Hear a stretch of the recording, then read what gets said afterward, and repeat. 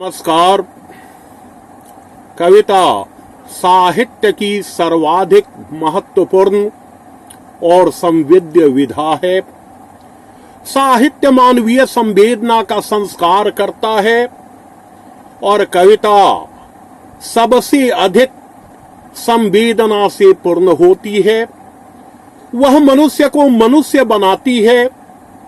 नीरज ने कहा है कि आत्मा के सौंदर्य का शब्द रूप है काव्य। मानव होना भाग्य है, कवि होना सौभाग्य। कविता मनुष्य की सृष्ट रचना है। वह स्वप्न भी है, वह यथार्थ भी है। वह एक बेहतर दुनिया के लिए स्वप्न है और वह अपने समय संदर्भों से परिचित कराने वाली यथार्थ रचना भी है। इसलिए कविता सबसे अधिक तादात्म्य स्थापित करती है। हमारे प्राचीन आचार्यों ने कविता के स्वरूप पर गहरा विमर्श किया है। भारतीय काव्य शास्त्र में काव्य लक्षण को लेकर लंबा विमर्श हुआ है। किसी ने शब्दार्थ को काव्य माना है, किसी ने रमणीयार्थ प्रतिपादक शब्द को काव्य माना है, किसी ने रसात्मक वाक्य को काव्य माना है।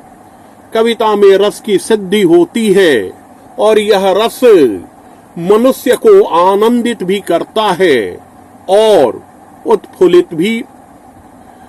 प्राचीन आचार्यों ने साहित्य और काव्य को समानार्थक माना है। उन्होंने काव्य के अनेक भेद किए हैं। पहले तो दृश्य काव्य और श्रव्य काव्य उन्होंने माना है। फिर श्रव्य काव्य के भेद किए, पद्य काव्य, गद्य काव्य और चंपू काव्य। आज पद्य काव्य को ही हम कविता कहते हैं। कविता में कवि व्यक्तित्व प्रस्फुटित होता है। कभी बच्चन ने कहा था कि मैं निज उर के उद्गार लिए फिरता हूं, मैं निज उर के उपहार लिए फिरता हूं, है यह पूर्ण संसार न मुझको भाता, मैं सपनों के संसार लिए फिरता हूं। तो कविता सपनों का संसार भी है। कभी एक बेहतर दुनिया के लिए स्वप्न देखता है, एक बेहतर दुनिया का विकल्प रखता है। वह मनुष्य को मनुष्य बनने की सीख देता है। इसीलिए कहा गया है कि कविता भाषा में आदमी होने की तमीज है। हमारे आधुनिक आचार्य रामचंद्र शुक्ल का एक प्रसिद्ध निबंध है, कविता क्या है। यह निबंध कई बार लिखा गया। सबसे पहले अप्रैल 1909 में सरस्वती पत्रिका में यह निबंध प्रकाशित हुआ और इसमें काफी गहराई से उन्होंने कविता के स्वरूप, उसकी उपादेयता और उसके लक्षण को स्पष्ट किया। कविता सिर्फ भावनाओं का उद्रेक नहीं है। कविता में विचार तत्व भी होते हैं और ये विचार तत्व हमें मनुष्यता की उच्च भूमि की ओर ले जाते हैं। मनुष्य को मनुष्य बनाने के लिए सबसे अधिक शक्ति कविता में होती है। इसीलिए कविता को साहित्य में श्रेष्ठतम माना गया है। उत्तर छायावाद के कवि गोपाल सिंह नेपाली ने कहा है कि कवि ने जो कुछ जाना, कवि ने जो पहचाना, बनता है वह छंद छंद में प्राण प्राण का गाना, हृदय हृदय का गाना, लोक लोक का गाना। बनता है वह भाव लहर में उठता हुआ जमाना। तो कविता सिर्फ शब्दों का जाल नहीं है। उर्दू हिंदी के रचनाकार राही मासूम रजा की एक नज्म है, मुझे मालूम न था कि हर एक लफ्ज को सदियों ने संवारा होगा। मुझे मालूम न था कि हर एक लफ्ज को सदियों ने संवारा होगा। ये जो आए हैं तो कितनों ने पुकारा होगा। मैं लुटाता रहा इस दौलते बेपाया को, और अब जब की जमाने को बताने के लिए मेरे दिल में कई किस्से हैं, कई बातें हैं, देखता हूं तो मेरे पास कोई लफ्ज नहीं। कविता शब्दों का विन्यास ही नहीं है, वह सही शब्दों का विन्यास है। लोक जागरण के लिए सबसे अधिक पहल कविता ने ही की है। पंत ने यूं ही नहीं कहा था कि वियोगी होगा पहला कवि, आह से उपजा होगा गान, उमड़कर आंखों से चुपचाप वही होगी कविता अनजान। भारतीय मनीषा यह मानती है कि विश्व के आदि कवि महर्षि वाल्मीकि हैं। वाल्मीकि के हृदय में शोक जब तीव्र हुआ तो वह शोक का रूप ले लिया। पाश्चात्य मान्यता के अनुसार होमर विश्व के प्राचीन कवि हैं और इलियड और ओडिसी के माध्यम से उन्होंने मानव जीवन को सुंदर बनाने के स्वप्न सामने रखे हैं। इसलिए कविता का उद्देश्य है कि मनुष्य का जीवन सुंदर हो, मनुष्य का जीवन व्यवस्थित हो। भवानी प्रसाद मिश्र जो गांधीवादी कवि माने जाते हैं, उन्होंने कहा है कि फूल लाया हूं कमल का क्या करूं इनका, फूल लाया हूं कमल का क्या करूं इनका, पसारे आप आंचल छोड़ दूं हो जाए जी हल्का। कवि अपने मानस से जब संवाद करता है, बाहर की हकीकत को जब वह देखता है, जब उसे उसकी संवेदना एक रूप देती है, तो कविता का जन्म होता है। साहिर लुधियानवी ने भी कहा है कि दुनिया के तजुर्बों ने हवादिस की शक्ल में जो कुछ मुझे दिया है वो लौटा रहा हूं मैं। तो दुनिया में जो दुर्घटनाएं होती हैं, वे दुर्घटनाएं ही कवि के मानस को उद्वेलित करती हैं और उस उद्वेलन की प्रतिक्रिया कविता के रूप में होती है। धूमिल हिंदी के महत्वपूर्ण कवि हैं। धूमिल ने आम जनता के दुख दर्द को अपनी कविताओं के माध्यम से समाज के सामने रखा है। उन्होंने संसद को जगाने की कोशिश की है। उनका एक अलग प्रजातंत्र है।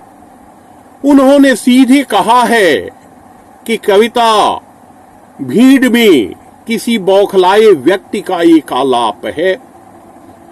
कविता के माध्यम से हम सभ्यता की विकास यात्रा को जान सकते हैं। कविता के माध्यम से ही हम एक सुंदर भविष्य की कल्पना कर सकते हैं। ऐसा माना जाता है कि कल्पना कविता की प्राण शक्ति होती है। कवि कल्पना करता है, वह निर्माण करता है, वह रचता है और उसकी कल्पना में एक सुंदर संसार बस जाता है। बसा दूं एक नया संसार, करो गर तुम भी मुझसे प्यार, वह एक नया संसार बसाता है। इसीलिए नेपाली ने ही कहा है कि कवि का जीवन एक जगत है, जग के भीतर जग के बाहर। कवि का जीवन एक जगत है, जग के भीतर जग के बाहर। जग का पुण्य वहां सुंदर जहां सुंदर है, और पाप भी नहीं असुंदर। जन्म जहां पर मधुर राग है, सदा हुआ जग की वीणा पर। जन्म जहां पर मधुर राग है, सदा हुआ जग की वीणा पर। मरण जहां करुण गीत है, रुधा हुआ जिसके जग का स्वर। कविता है कवि हृदय क्षितिज पर बालारुण का आना। कविता है कवि हृदय क्षितिज पर बालारुण का आना। जीवन की प्राची में उठकर मधुर मधुर मुस्काना। तो कविता हमारी आस्था को, हमारे संकल्प को घनीभूत करती है। कविता ही हमें जगाती है। एक समय था कि मंचीय कविता लोक जीवन से साक्षात्कार भी करती थी और उसे जागृत भी करती थी।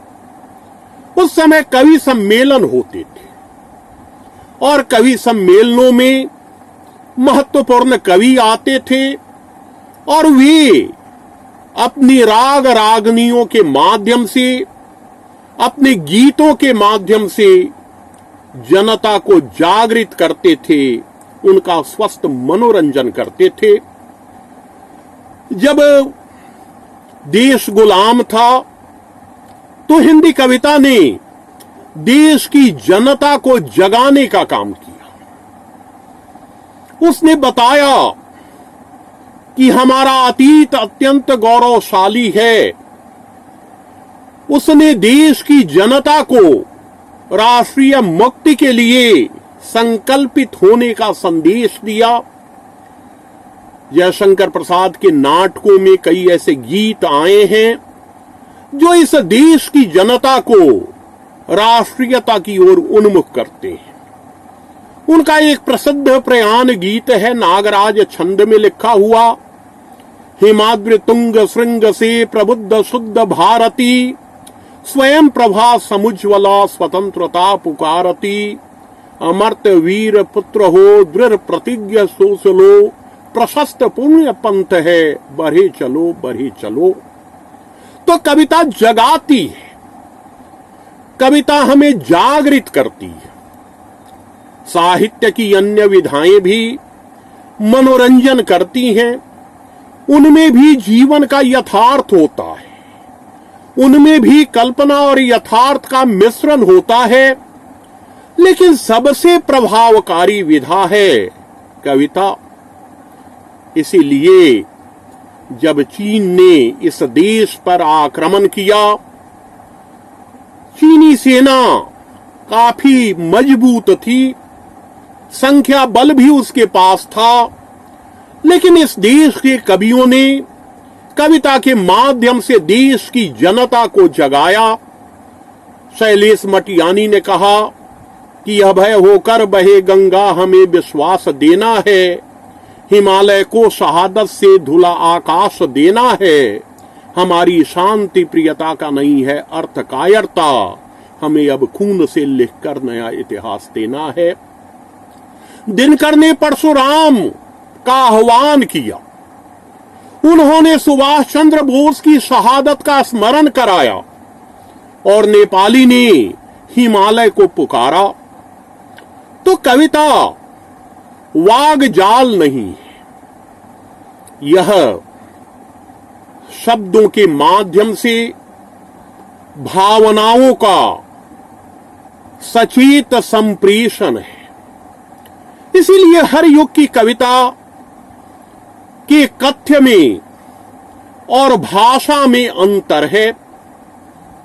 हमारे आदिकालीन समाज में जब आडंबरों ने आधिपत्य जमा लिया था, उस समय सरहप्पा ने अपभ्रंश भाषा के माध्यम से देश की जनता को, लोक जीवन को जागृत किया था।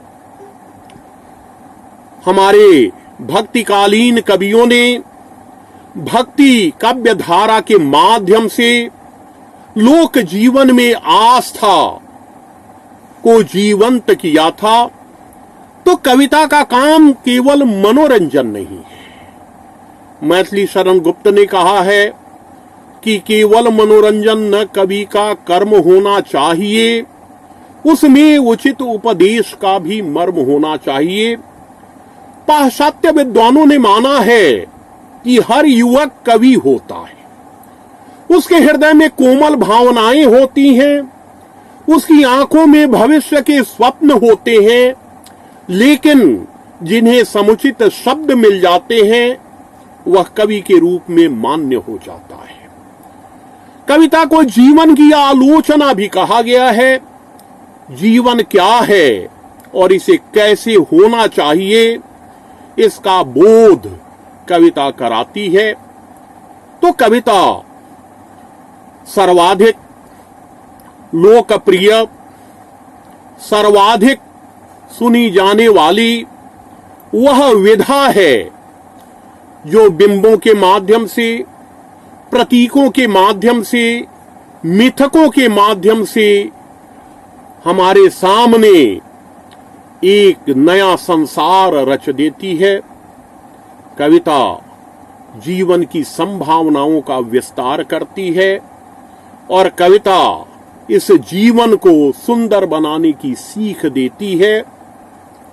आज के वैश्वीकरण के दौर में कविता की प्रासंगिकता और बढ़ गई है। उसे जन जन तक पहुंचकर एक नए संसार का निर्माण करना होगा, जो संसार युद्ध गर्जन से मुक्त हो और जिसके अधरों पर प्रीत की बांसुरी हो। युद्ध गर्जन नहीं, प्रीत की बांसुरी ओठ पर चाहिए आज संसार के। धन्यवाद।